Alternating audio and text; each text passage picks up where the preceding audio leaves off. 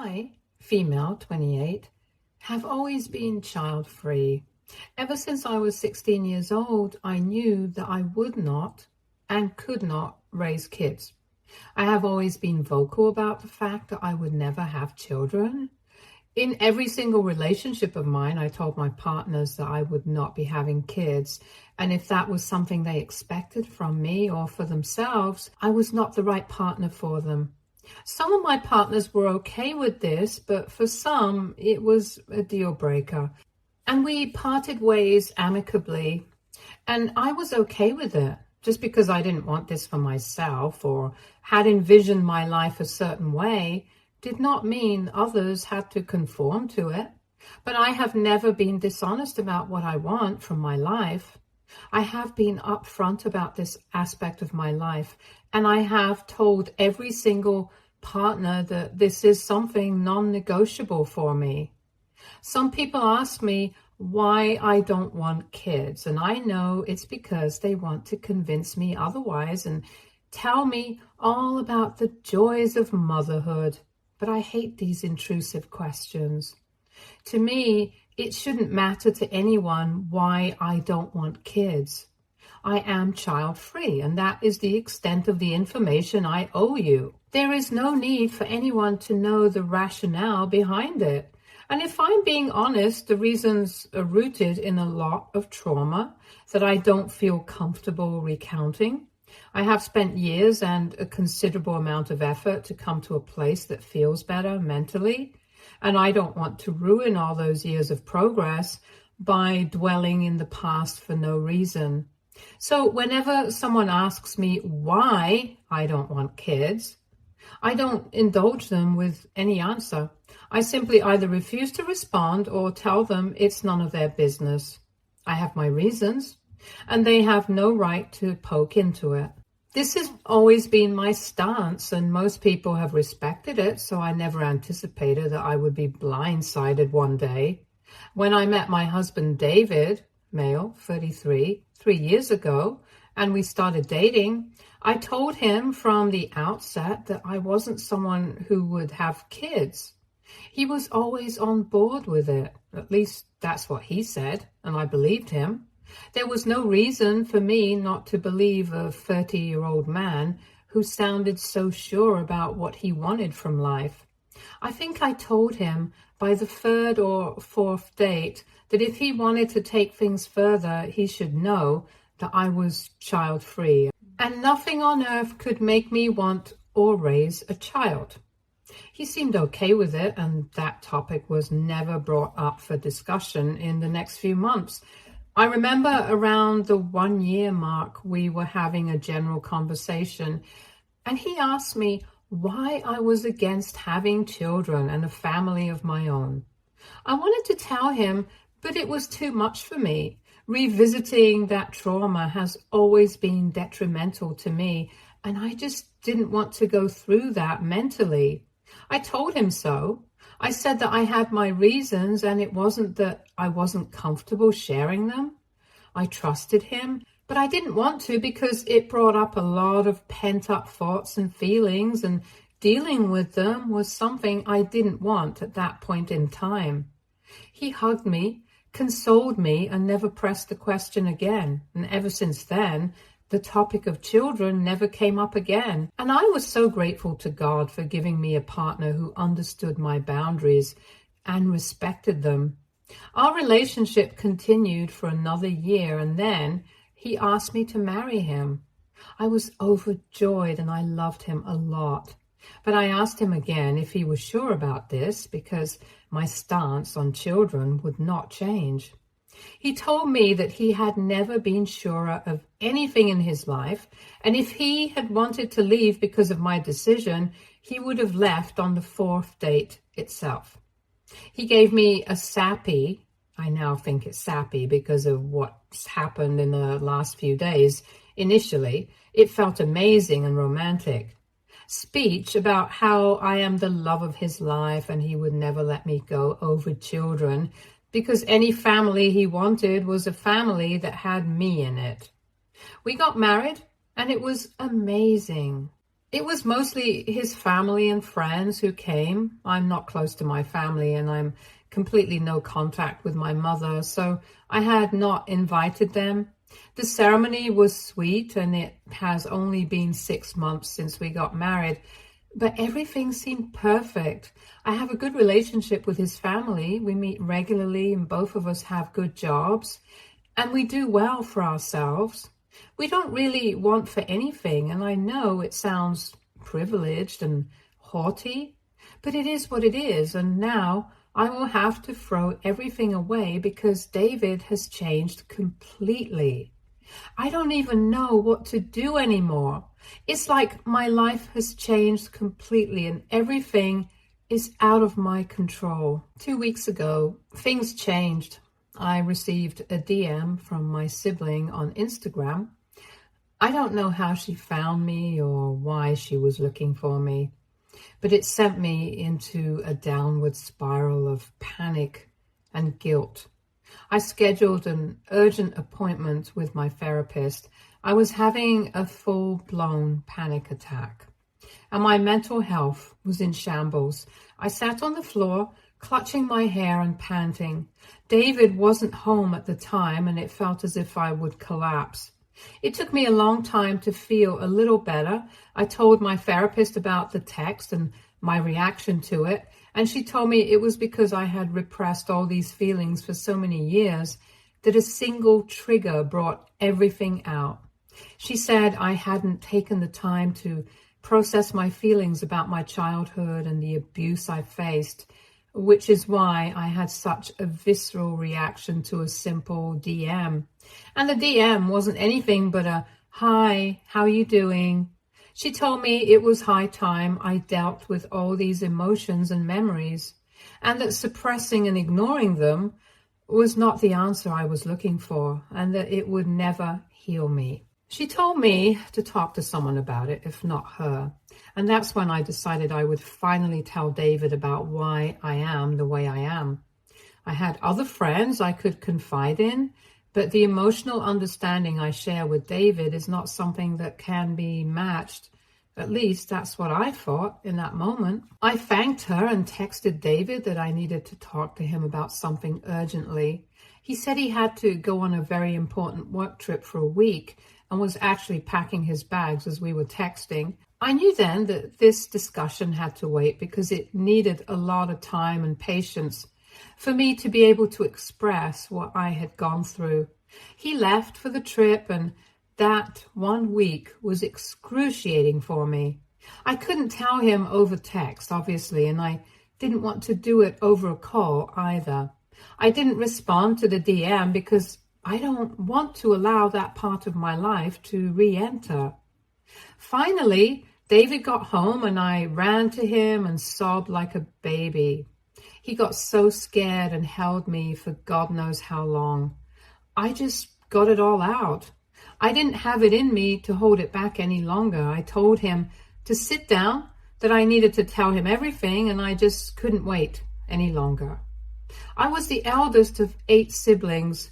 My dad died when I was 2 years old, and after that, my mother went into a spiral of depression and substance abuse. She was there, but hardly. It was as if I had raised myself. Every few years, she would get knocked up with no father in sight and would refuse to either abort the kid or give it up for adoption. She was the textbook definition of a deadbeat mother, and I had to raise her litter, even though I was a child myself. As of today, my siblings would be female 23, male 20, female 17, male 16, male 14, and male 14. They're twins. And female 12. In the initial few years after Dad's death, Mom was okay. Like she would be absent, but at least she could hold a job and cook a meal and feed me. It wasn't ideal, not in the least. There was no nurturing, no care, nothing. But she kept me alive, and honestly, that was all I had begun to expect from her, even as a little kid. Then, my sister Cynthia was born, and things began to get worse. She was a cutie and an easy child. She didn't cry much and she wasn't fussy at all. Even then, Mom expected me to help her. I was just 5 years old at that time, but I didn't complain. She was like my little doll, and I loved playing dress up with her. I would help Mom with little tasks like changing her diaper and watching over her when she was asleep. Not much, but if I knew what it would ultimately lead to, I wouldn't have done a single thing at all. Gradually, Mom started pulling away from her, and it was only me who was with her. By the time she turned 1, Mom had started bringing up the excuse that only I was the one who could make her eat. I was the one she listened to, so naturally, all the responsibility fell on me. And sadly enough, this was true. And it was so because I took time with her, and Mom could not be bothered. I was the scapegoat. It was only years later that I realized this was weaponized incompetence.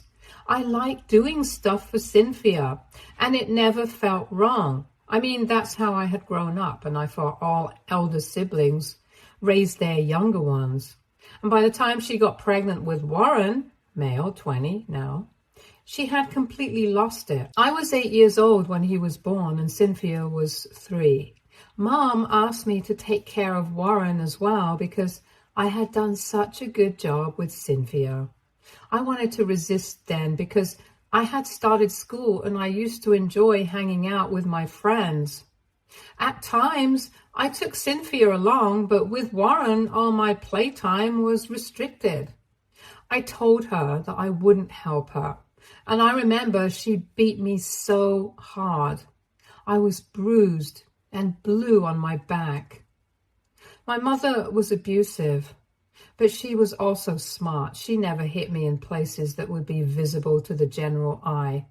It was always in concealed places, and she used my example to discipline Cynthia at first, and the rest later on. Anytime Cynthia would refuse, she used to tell her that she would hit her just like she hit me. It was horrible for us. And the cycle kept on continuing. I had no life, and I was parentified to the point of death. I couldn't meet friends because I had to cook food for the kids. I couldn't participate in any extracurricular activities because I had to help the kids with homework. I had to clean the house. I was a maid, and it was horrible. I had no respite, and she had somehow poisoned all the kids against me. She used to badmouth me anytime she was sober, which was not often, because she was always high or away. None of the kids liked me, and that made it all the more frustrating. I kept on pushing as much as I could, but when she got pregnant for the final time when I was around 15 or 16, I had had enough. She came home and announced that we were going to have another sibling, and literally not a single person in the room was happy. It was evident from our faces. Then, in a fit of rage, she started yelling at everyone, especially me, saying that I had to do this for her and whatnot. I told her no. I simply told her that I would not do anything for any of the kids anymore. I was exhausted, and it was not my job to look after the brood she produced. That was the last day I did anything for them. I didn't help with homework. I didn't change diapers. I didn't do anything. I just cooked for everyone because I had been doing that since I was a kid, and they were used to my food. Plus, I'm not the kind of person to starve someone. But that was the extent of it. When Mom realized what was happening, she started hounding Cynthia and Warren to pick up the slack. It was a mess. But at least I was safe. I know it came at the cost of Cynthia and Warren, but I honestly don't feel any guilt for it. If I hadn't taken a stand for myself back then, I would have been in the same rut. When my younger sister was born, my mother came to me and told me to end my tantrum and help her out because I had been the one looking after everyone before this, and that she couldn't do it without my help. I flatly refused. She told me I had no option or she wouldn't feed me. And I told her that if she tried anything of that sort, I would complain to the authorities. That shut her up for a while, but she started neglecting the baby. She wouldn't feed her. She would keep wailing in her crib, and it was a nightmare to live in that house. I had had enough. I was 16, and I decided I couldn't do it any longer, so I ran away. I ran away in the middle of the night with some money and never looked back. I called CPS to inform them of what was happening, and that was the last I heard of them. I never tried contacting them, and they never tried contacting me. I don't know what happened to my siblings, and I never tried reaching out, because if I did, I would have felt a sense of responsibility and would have gone back. But I needed to be a little selfish for myself, or I would have ended up being a carer for my siblings for the rest of my life. I finished school, went to college, worked hard, and made a life for myself that was completely cut off from my family. All these years, I never told anyone what I had gone through because it was too traumatic for me to even recall. I was abused and harassed mentally and physically, and I had to slog for hours every day to make sure everyone slept with a full tummy. That was when I realized I had raised enough kids in this life and didn't have the stamina to do it anymore. I was done with being a parent, and I wanted to be and remain an individual for the rest of my life. By the time I finished telling David the entire story, I was sobbing like a little girl, and he held me so close the entire time. I felt relief like I had never felt before, and it was such a surreal experience. I had cried so much that I had a massive headache. He took me to bed. I took some meds and I fell asleep instantly. I felt grateful that I had a husband who could understand what I was going through, and that I had found a partner I could share anything with. I never knew I was wrong, and that the one person who had vowed to protect me and support me would be the one to break my trust and shatter my confidence in people completely. When I got up the next morning, I realized David was not in the room. I knew he didn't have work because he had come back from the trip the previous night. I made my way downstairs and I heard him talking to his mother. I was about to go back to my room when I heard him say my name. I should not have eavesdropped. That's wrong. But the moment I heard him say my name, I had a sinking feeling in my stomach. I thought he was going to disclose everything to my mother-in-law, which I didn't want at all. I had shared the most traumatic part of my life with him in confidence, and I didn't want anyone else to know the shit show that my life was for so many years. I tried to stand there and listen to what he was saying, and now I think that it would have still been okay if he was just telling mother-in-law about what I told him. I mean, I could have somehow managed to excuse that.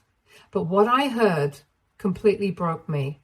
And it has been a few days since that phone call, and I still don't know what to do. He wasn't just disclosing everything to his mother. He also said that had he known I had faced all this and felt so strongly about being child-free, he wouldn't have married me. He said I had trapped him by not telling him everything about my past sooner, and he feels like he has wasted all this time with me. He even went as far as to say that he was considering leaving me because he couldn't waste his time with a selfish woman who had curbed her maternal instincts on a whim. I didn't have the heart to listen to more of what he was saying. I had already heard enough. He thought all those years were nothing, and what I faced was a joke. He completely downplayed and disregarded everything I went through and called my decision to be child-free a whim. I couldn't even believe he could be so insensitive.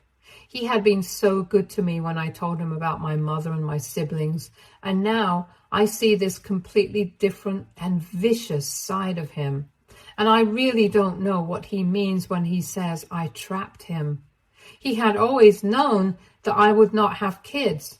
I had repeatedly told him, and I had repeatedly asked him if he was okay with it, and he always pretended to be okay. As a matter of fact, if he had a problem with my choices and wanted a large family for himself, He should have been upfront about it. He is the one who wasted my time, not the other way around. And the most disgusting part is that he came upstairs a few minutes later and was so nice to me. His behavior made me second guess myself, and I genuinely thought I might have heard wrong. I just can't look at him the same way again. He is an actor, and he has deceived me for far too long, and I cannot keep falling for his pretenses any longer. I just don't know what to do. I have had such a hard time these last few days that I don't even have the energy or the strength to confront him and tell him that I know what he said to his mother. It is just too isolating and depressing. And he knows something is wrong. He has tried talking to me about it, but I just brushed the topic aside, though I know I can't keep avoiding it any longer. I just don't understand why he would even agree to marry me or get into a relationship with me when he knew I didn't want kids. And he did. It just makes no sense to me. Sometimes I think maybe it's his mother-in-law influencing him. But he has never seemed to be the kind to be influenced by other people. But then, what do I know? I clearly don't know the man I married, and at this point, nothing should surprise me. I guess I just came here to vent. I don't know whether I should run, confront him, or just let it be for the time being. I feel stuck, and I need help to get out of this rut. Update 1. I read all the comments carefully, and I'm so glad I did because they made me so much more vigilant and aware of what David could really do. And a few of you guessed correctly. He had planned to get me pregnant all along. I haven't confronted him yet, but now there is no other option but to do so because I found that all the protection in his closet was tampered with. Every single one had been pierced. I cannot describe the rage I felt. I feel so unsafe in my own house. I can't even confront him. I don't know what else he's capable of. I just know I can't stay here with him any longer. I tried to gauge his reaction and tested him a little. I told him that since the text from Cynthia on Instagram, I've been feeling very paranoid, and I had a session with my therapist as well. I told him that all that trauma has come back, and I now want to take actual and concrete steps to ensure I don't accidentally end up pregnant. We were having dinner when I said this, and he slowly lowered his fork and asked me what I meant. I told him I was planning on getting my tubes tied. That way there would be no risk at all. I wanted to provoke him a little more, so I also said that since we're both child-free, he could also get a vasectomy done so that we're both sure and there's just no room for surprises. I then said that the vasectomy was a better idea because it's an easier surgery and the recovery time isn't long either. He looked at me as if I had asked for his lungs. He didn't say a word, and I knew then that he was going to do everything in his power to stop me from getting my tubes tied. And I was right. He said there was no need for all this and that I was getting worked up for no reason. He told me surgery was an unnecessary expense, especially since we were always careful anyway. I brushed the whole topic aside and told him I wasn't certain, but it was just a thought that came to me. This happened 3 or 4 days ago, and he has initiated intimacy every single day since then. I think he wants to get me pregnant as soon as he can, and he's getting desperate now because I said I was contemplating surgery. So many of you guessed this right, but I didn't want to believe it. This man, this marriage, and this house, none of them are safe for me anymore, and I need to make an exit plan as soon as I can. Update 2. I confronted him. I hadn't planned to, but I did. I just couldn't keep it in any longer. He was getting very persistent, and I was getting annoyed. And then I reached my breaking point. This was the biggest fight of our entire relationship, and I know there's no coming back from this. I told him I heard him talk to his mom and what he had to say to her. He tried to deflect the blame and said I was in the wrong for listening to a private conversation between him and his mother. I told him to eat shit because he had been fooling me the entire time, telling me he was okay with me being child-free while secretly planning to get me pregnant all along. He told me I was falsely accusing him and had no proof that this was his intention, so I just opened his drawer and threw the stuff in his face. He turned as white as a ghost. He didn't say anything for a long time, but I was too angry to be quiet. I was screaming at him like a woman possessed, and I told him he had no business ruining my life and cheating me when he wasn't okay with my decisions. He broke down and told me he loved me and didn't want to let me go, and he thought that maybe he could convince me eventually. He said that all women want to be mothers, they just think they don't. So apart from being an absolute asshole, my husband is also regressive and misogynistic. And I told him exactly that. I asked him what his plan was because he knew I was dead set against having a baby. He would have known quite early on that the convincing wouldn't work on me. What was his plan of action then? He admitted what all of you were fearing. He said he thought that he would accidentally get me pregnant and then I wouldn't have gone for an abortion either way. I had no words left. I had hoped he wouldn't stoop to this level, but with this statement he proved that he was the scum of the earth and that our relationship was not salvageable at all. He apologized and said he would never do anything to betray my trust again and begged me for another chance. But I just went to a different room and locked myself in. I'm done with him, and I'm done with this drama. All I've ever wanted was a life of peace. I couldn't get it when I was a kid, and I haven't gotten it as an adult. I am sick of the hypocrisy and double standards of the world, and I think I'm better off alone. I cannot deal with this. I cannot trust David again, no matter what he does. I cannot forgive him. This is just unforgivable in my eyes. There is no coming back from this. Update 3. I've moved out and filed for divorce. I knew I had to do it, but David was in denial and kept asking me to forgive him. I didn't. His entire family got involved and they all came down for an intervention and hounded me, but I was just not in the mood for any kind of attempt to save the marriage. The marriage was a sham and David is a cheat. I didn't want anything to do with him. Mother-in-law went as far as to say I was punishing her poor son for what my mother did to me. But David glared at her and she shut up. I told her she had no business poking her nose into my personal life. She said that she was family, and I told her not for long. I asked all of them to leave, and even though they resisted, I stayed firm. I have had enough. I looked for a studio, and I found one within my budget. When I was moving my stuff out, David looked at me in disbelief. I think that was when it hit him that this was real, and there was no coming back. He begged me to try couples counseling or to go for a break rather than a divorce, but I told him there was no point in holding on to a dead relationship, and that the only reason he wanted us to work out so badly was because he knew that he was at fault, and it was only because of him that things had gotten so bad. Now that I have moved into my new place, I just feel numb. I hope I get used to this, and I hope there is something better in store for me.